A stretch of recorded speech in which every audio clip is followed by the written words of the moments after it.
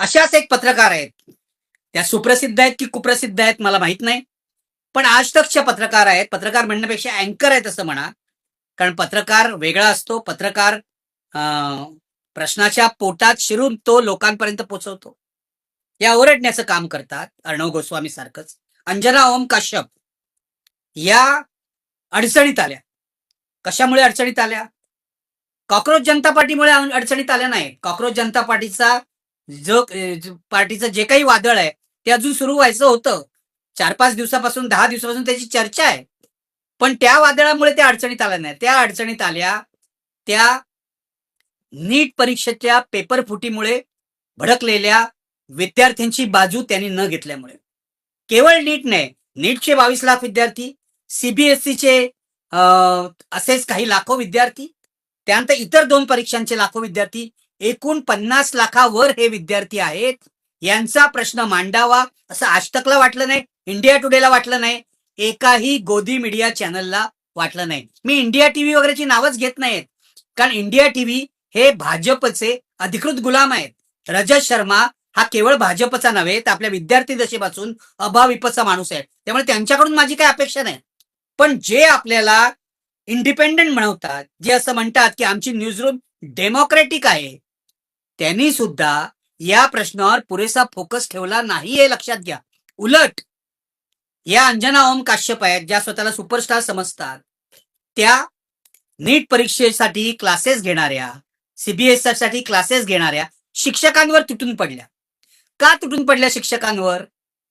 याचं एकमेव कारण हे आहे की या शिक्षकांनी पेपर फुटीच्या प्रकरणामध्ये, सीबीएसईच्या मार्क तपासणीच्या प्रकरणामध्ये सरकारचे वाभाडे काढले. हे शिक्षक स्पष्टपणे बोलले आपल्या चॅनलवरून, आपल्या व्हिडिओवरून, आपल्या विद्यार्थ्यांसमोर की कशा प्रकारे विद्यार्थ्यांची फसवणूक होते. खरं तर सरकारने याचं उत्तर द्यायला पाहिजे होतं, सरकारने प्रतिसाद द्यायला पाहिजे होता. पण अंजना ओम काश्यप या सरकारच्या अनधिकृत प्रवक्त्या बनल्या आणि त्यांनी या क्लासवाल्यांना, सीबीएसईचे नीटचे क्लासेस घेणाऱ्या शिक्षकांना शिव्या द्यायला सुरुवात केली. शिव्या म्हणजे त्यांच्यावर कडवट भाषेत टीका करायला सुरुवात केली. त्या म्हणाल्या की हे जे शिक्षक आहेत हे 2 कवडीके आहेत, 2 कवडीचे आहेत, ते त्यांची काही लायकी नाही, ते विद्यार्थ्यांना लुटून पैसे कमवतात. आता यावर झालं काय बघा. अंजना ओम काश्यप यांनी कार्यक्रम केला, आजतक वरून ओरडल्या, शिक्षकांना शिव्या घातल्या 2 कवडीके म्हणून. हे सगळे जे शिक्षक आहेत, जे या 22 लाख विद्यार्थ्यांना, त्या पलीकडे सीबीएसईच्या आणि इतर परीक्षांच्या विद्यार्थ्यांना 50 लाखाहून अधिक, 50 लाख ते 1 कोटीच्या दरम्यान हे विद्यार्थी आहेत, यांच्यापैकी बहुसंख्य लोकांना हे शिकवतात. कारण ही मुलं क्लासेसमध्ये जातात. यापैकी अनेक शिक्षक हे चांगले शिक्षक आहेत हे मानलं जातं. उदाहरणार्थ बिहारमधले खान सर हे अत्यंत लोकप्रिय शिक्षक आहेत आणि अनेक विद्यार्थ्यांना ते मोफत शिक्षण देतात. इतरही असे शिक्षक आहेत. अंजना ओम कश्यप यांनी 2 कवडीके म्हटल्यावर हे शिक्षक भडकले. स्वाभाविक आहे. तुम्ही जर उद्या कुणालाही उठून 2 कवडीके, 4 कवडीके म्हणाल, पैसे लुटतात असं म्हणाल, तर ते भडकणारच. त्यांनी उत्तर दिलं. त्यांनी अंजना ओम काश्यप आणि आजतक यांचा सगळा इतिहास काढला. कशा प्रकारे लोकांची फसवणूक गेली अनेक वर्ष ही चॅनल्स करतायत, ही गोदी मीडिया करताय, हे त्यांनी सांगितलं. खान सरांनी तर अंजना ओम कश्यप यांना सरकारचे तळवे साठणाऱ्या असं त्यांचं वर्णन केलं. तुम्ही हे व्हिडिओ जाऊन पहा, ते उपलब्ध आहेत. रवीश कुमार यांनी सुद्धा यावर कार्यक्रम केलेला आहे. तुम्ही जाऊन पहा कशा प्रकारे या सगळ्या शिक्षकांनी अंजना ओम काश्यप यांचे वाभाडे काढले. मी तुम्हाला सांगतो, अंजना ओम काश्यप एका ठिकाणी गेल्या होत्या. जाहीर कार्यक्रम होता निदर्शनांचा. तिथेही त्यांच्या विरोधात घोषणा देण्यात आल्या. आता कोणत्याही पत्रकाराच्या जीवाला धोका निर्माण होऊ नये, त्यांच्यावर हल्ले होऊ नयेत, त्यांना मारहाण होऊ नयेत, हे माझं मत आहे. पण त्यासाठी पत्रकारांनी सुद्धा आपली जबाबदारी पार पाडायला पाहिजे. 50 लाख ते 1 कोटी विद्यार्थी आहेत, त्याची तुम्हाला पर्वा नाही. यातल्या 5 विद्यार्थ्यांनी आत्महत्या केल्यात, त्याबाबतही तुम्हाला काही म्हणायचं नाही. आणि केवळ हे शिक्षक या परीक्षा पद्धतीचे वाभाडे काढतायत म्हणून तुम्ही त्यांच्यावर तुटून पडतायत. कारण नरेंद्र मोदी सरकार अडचणीत आलंय. तुम्ही सरकारचे भाट आहात, तुम्ही सरकारचे चमचे आहात. तुम्ही सरकारच्या पैशावर जगता आहात, तुमची चॅनल सरकारच्या पैशावर जगताय म्हणून हे करताय, म्हणून शिक्षकांनाच तुम्ही नालायक ठरवतात. हा काय प्रकार आहे? ही कोणती पत्रकारिता आहे? मित्र, तुम्हाला सांगतो, आज नाही, गेली 12 वर्ष या देशामध्ये अशा प्रकारची पत्रकारिता चाललेली आहे. काँग्रेसच्या काळात अशी पत्रकारिता नव्हती का? एवढ्या मोठ्या प्रमाणावर नव्हती. गोदी मीडियाला जी लेजिटिमसी आहे ती नरेंद्र मोदी यांच्या सरकारच्या काळात मिळालेली आहे. कारण हे सगळे भाजपने उपकृत केलेले पत्रकार आहेत आणि भाजपने ज्यांच्या चॅनलवर जाहिरातींचा वर्षाव केला असे पत्रकार आहेत.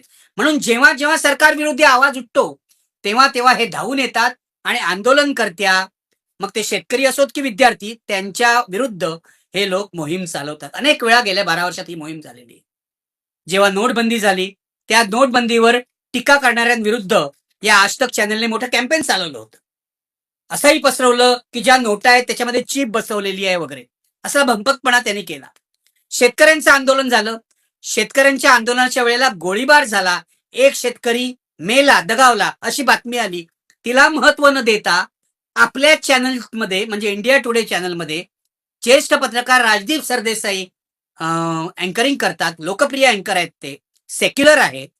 अशा अँकरवर यांनी ऍक्शन घेतली आणि त्यांना 1 महिना घरी पाठवलं. राजदीप सरदेसाईंच्या जागी मी असतो तर राजीनामा दिला असता. कारण एवढ्या सिनियर पत्रकाराला तुम्ही घरी पाठवताय, ऍक्शन घेताय, 1 महिना त्याचा कार्यक्रम बंद करून टाकताय. हा काय प्रकार आहे? केवळ सरकारी फरमानामुळे हे होतं हे लक्षात घ्या. माझं म्हणणं आहे की सीजेपीकडे मी नंतर येतो, पण या पेपर फुटीच्या प्रकरणामध्ये विद्यार्थ्यांच्या आंदोलनाला फारशी प्रसिद्धी देऊ नका असा छुपा आदेश भाजपने आणि मोदी सरकारने या सगळ्या गोदी मीडियाला दिलेला आहे. म्हणून बघा, एनएसयूआय आंदोलन करतंय, राहुल गांधी रोज काहीतरी स्टेटमेंट करतायत, पण त्यांनाही प्रसिद्धी मिळत नाहीये. हे लक्षात ठेवा, त्यांनाही प्रसिद्धी मिळत नाहीये. कोणत्याही चॅनलवर मिळत नाहीये. जी चॅनल राष्ट्रीय आहेत, इंग्लिश मधली आहे, हिंदी मधली आहेत, मराठी चॅनल्स आहेत, यावर राहुल गांधी काय म्हणतायत हे किती कव्हर होत आहे बघा. जे निवडणुकीच्या काळात होतं की मोदींच्या सभा रोज दाखवल्या जातात, राहुल गांधींची एखादी सभा दाखवली जाते. 20% तुमच्या एकूण एअर टाइम पैकी सुद्धा राहुल गांधींना किंवा या आंदोलनकर्त्या विद्यार्थ्यांना मिळत नाही. सिद्धांत नावाचा मुलगा आहे ज्याने हे प्रकरण उघडकीला आणलं. अरे त्याच्या तरी मुलाखती घ्या, पण त्याच्या मुलाखती कुठे होत आहेत? तर न्यूज लॉन्ड्रीवर किंवा वायरवर, म्हणजे जी इंडिपेंडंट वेब पोर्टल्स आहेत यांनी मुलाखती घेतल्या आहेत. त्याच्या करण ठाकरनी मुलाखत घेतल्या किंवा न्यूज लॉन्ड्रीच्या पत्रकारांनी मुलाखत घेतली. पण हे जे स्वतःला मेनस्ट्रीम मीडिया म्हणतात, जे मेनस्ट्रीम नाहीत असं माझं मत आहे, गोदी मीडिया म्हणतात, त्यांना काही अक्कल नाही. कारण त्यांना भीतीही वाटते की 17-17 वर्षाची मुलं जर सरकार विरुद्ध बोलायला लागली तर आपलं काय होणार. मी तुम्हाला स्पष्ट सांगू का, अंजना ओम काश्यप यांच्यासारखे जे पत्रकार आहेत ते लांछन आहेत. ते पत्रकारितेत आहेत हीच लाजिरवाणी गोष्ट आहे. हे सरकारचे चमचे आहेत. आणि सरकारी चमचे पूर्वीपासून नव्हते का? काँग्रेसच्या काळात पण काही पत्रकार काँग्रेसची चमचेगिरी करायचे, काँग्रेसकडून मलिदा घ्यायचे. मला माहिती आहेत त्यांची नावं, मी आज ती सांगणार नाही. पण काँग्रेसच्या काळात जर असे 10 पत्रकार असतील तर आज 100, 200, 500 पत्रकार झालेले आहेत. हे बघा, देवेंद्र फडणवीस 2014 ते 2019 जेव्हा मुख्यमंत्री होते तेव्हा त्यांनी एक पत्रकारांचा मोठा कंपू आपल्या वर्षा बंगल्यावर जमा केला. त्याला लष्करे देवेंद्र असं म्हटलं जायचं. देवेंद्र फडणवीसांच्या विरुद्ध कोणतीही बातमी येणार नाही, त्यांच्या बाजूनेच बातम्या येतील, हे पत्रकार करत होते. हा सगळा गोदी मीडिया आहे. हे देवेंद्र फडणवीसांचे चमचे होते. अंजना ओम काश्यप वगैरे सारखे लोक हे मोदींचे चमचे आहेत, हे लक्षात घ्या. जे दिल्लीत मॉडेल चालतं तेच महाराष्ट्रात चालतं. आता परवाची गोष्ट तुम्हाला सांगतो. अंजना ओम काश्यपनी जे काय केलं त्याला शिक्षकांनी उत्तर दिलेले आहेत, त्यांचे वाभाडे काढलेले आहेत. तू आम्हाला जर 2 कवडीचं म्हणत असशील तर तू फुटी कवडीची आहेस असंही तिला म्हटलेलं आहे. हे सगळं चालणार, हा संघर्ष चालणार, कारण हा संघर्ष खऱ्या विरुद्ध खोट्याचा आहे, लक्षात घ्या. काल देवेंद्र फडणवीस यांनी शेतकऱ्यांची कर्जमाफी जाहीर केली.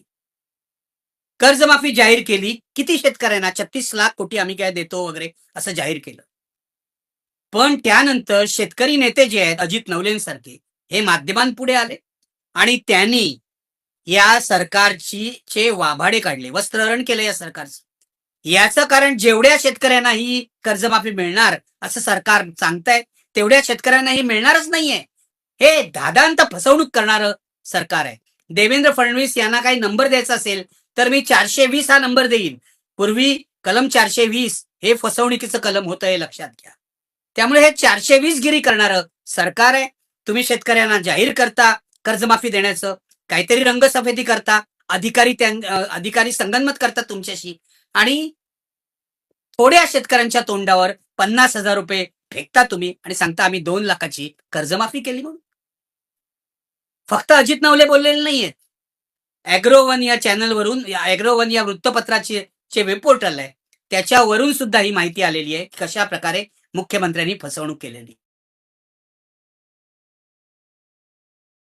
वृत्तपत्र वाचत नाही, पण ॲग्रोवनला फेसबुकवर किंवा ट्विटरवर किंवा इतर ठिकाणी इंस्टाग्रामवर फॉलो करत राहा. कारण ॲग्रोवन हे शेतकऱ्यांचे प्रश्न मांडणारं एक चांगलं दैनिक आहे असं माझं मत आहे. ॲग्रोवनने त्यांचे वाभाडे काढले, राजू शेट्टींनी वाभाडे काढले, बीबीसी मध्ये श्रीकांत बंगाळेंनी यांचे वाभाडे काढले.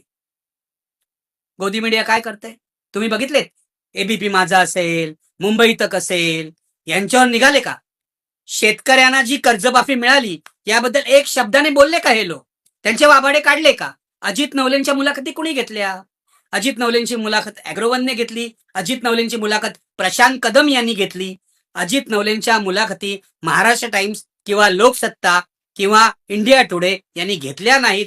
कारण देवेंद्र फडणवीस यांनी जी लबाडी केली ती त्यांना लपवून ठेवायची.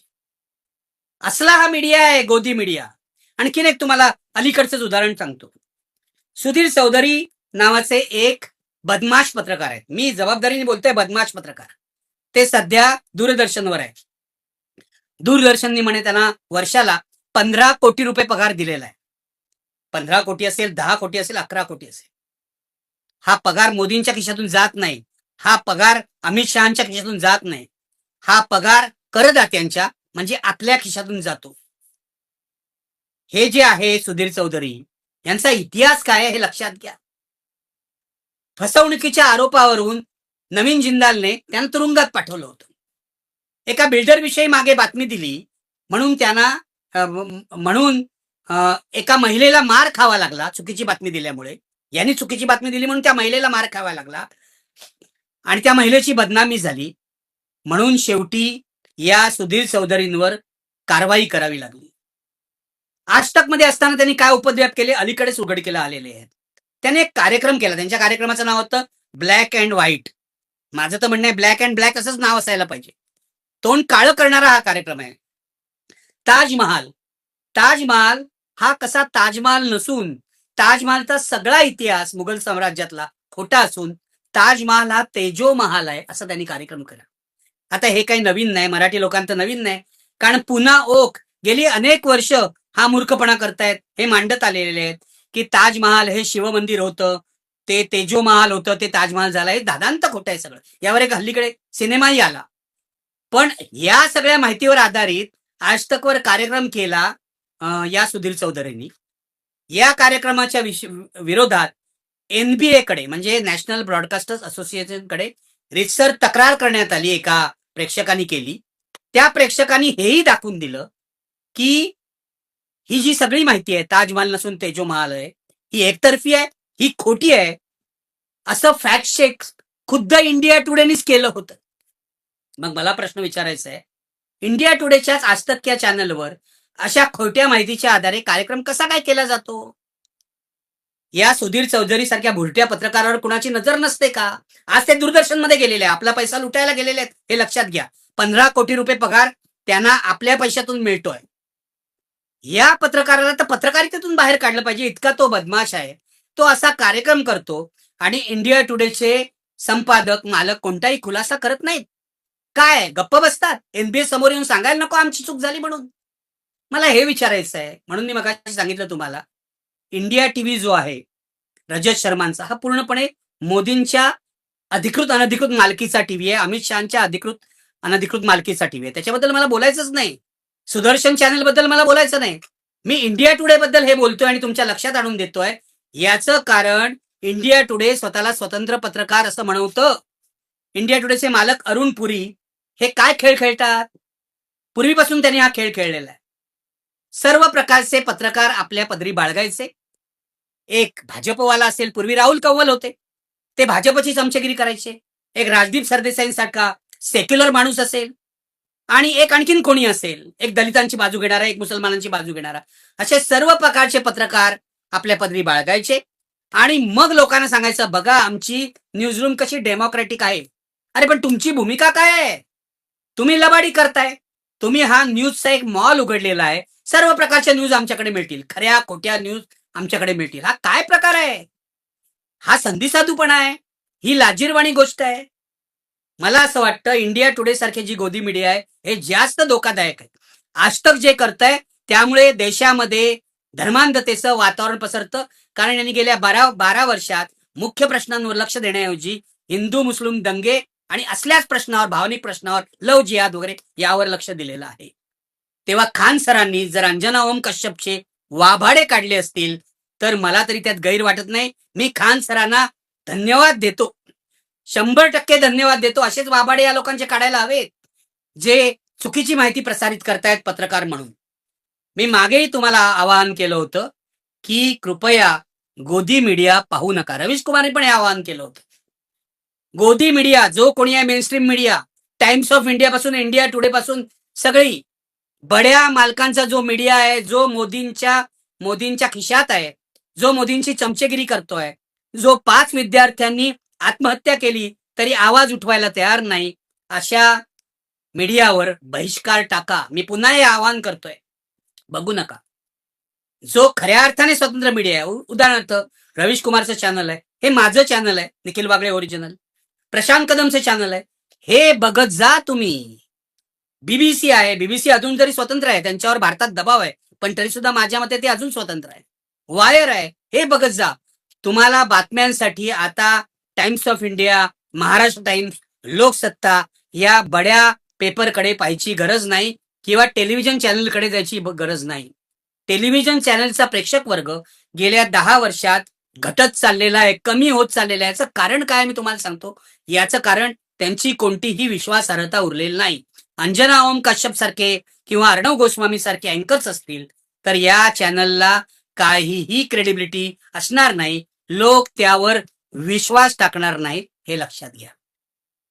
मी हेच तुम्हाला सांगतोय आणि म्हणूनच आज हे या लोकांचं वस्त्रहरण केलंय की आता सीजेपी आलेली आहे, कॉक्रोच जनता पार्टी. कॉक्रोच जनता पार्टी हे नववादळ आहे. रोज नवीन नवीन लोक आयडिया सांगतायत.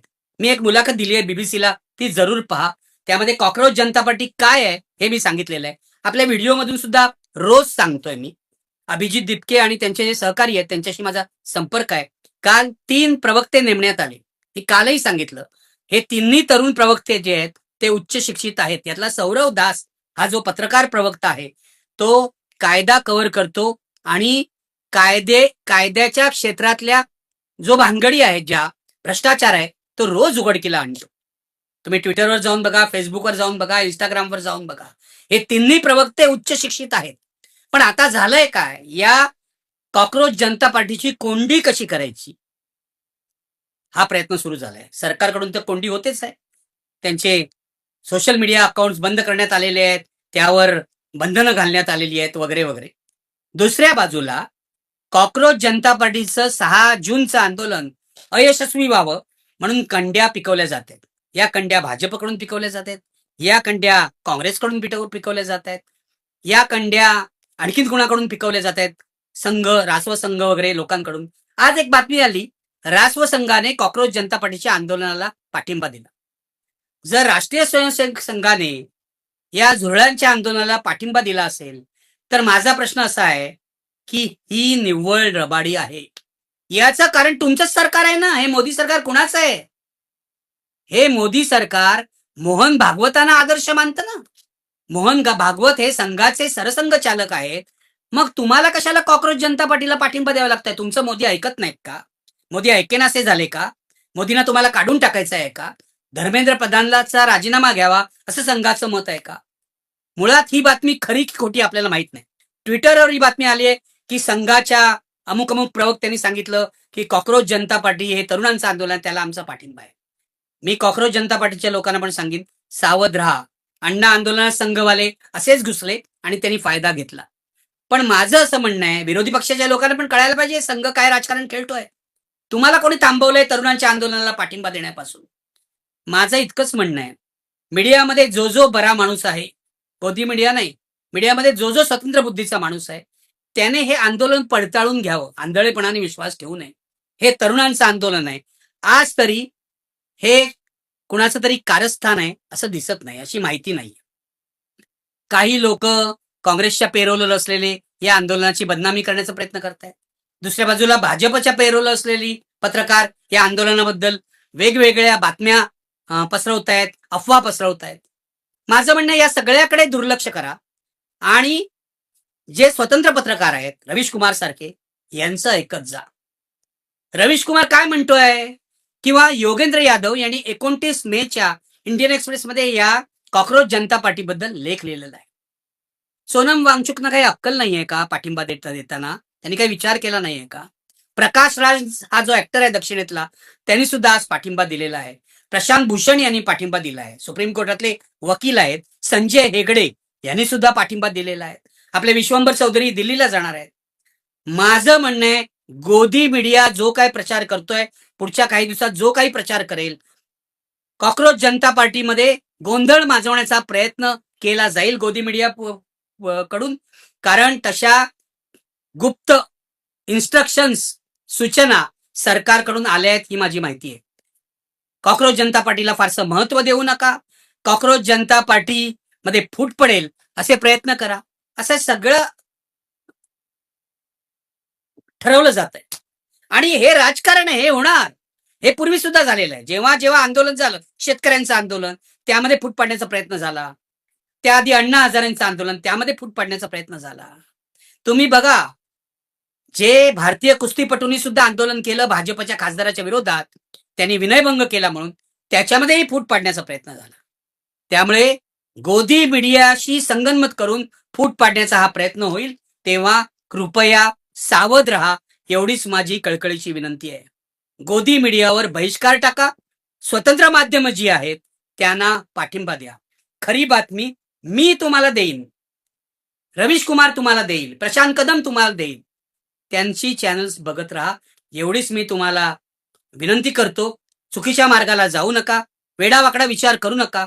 जे भ्रष्ट सरकार आहे ते आपल्याला घालवायचं आहे, कारण ते भारत नावाच्या देशाच्या हिताचं नाही. आज इथेच थांबतो. एवढंच पुरे. धन्यवाद. Thank you very much. दोस्तो हो, हे होते निखिल वागळे, महाराष्ट्रातील एक ज्येष्ठ पत्रकार, अनुभवी पत्रकार म्हणून त्यांची ख्याती आहे. संपूर्ण देशभर नव्हे जगभर त्यांची ख्याती आहे. त्यांचं विश्लेषण अत्यंत परखड, सटीक आणि जो कोणी विरोधी पक्ष असेल त्याच्या फायद्यासाठी असतं. कारण सत्ताधारी पक्षांना जाब विचारणं, मग सत्तेमध्ये कोणीही असो, सत्तेमध्ये काँग्रेस असो, शिवसेना असो, भारतीय जनता पार्टी असो, सत्तेला प्रश्न विचारणं हे खऱ्या पत्रकाराचं काम असतं. आणि एक खरा पत्रकार कसा असावा, एक आदर्श पत्रकार कसा असावा, याचं उत्तम उदाहरण म्हणजे निखिल वागळे आहेत. कुठलाही गर्व नाही, अहंकार नाही, मोह नाही, माया नाही. लोकशाही टिकली पाहिजे, संविधान टिकलं पाहिजे, हा देश टिकला पाहिजे, माणसं जोडली गेली पाहिजेत, जातीअंत झाला पाहिजे आणि जी विचारधारा आहे ती टिकली पाहिजे, माणूस म्हणून सगळ्यांनी एकत्र आलं पाहिजे. ही भूमिका त्यांची असते. अशा पत्रकाराला सलाम सलाम सलाम.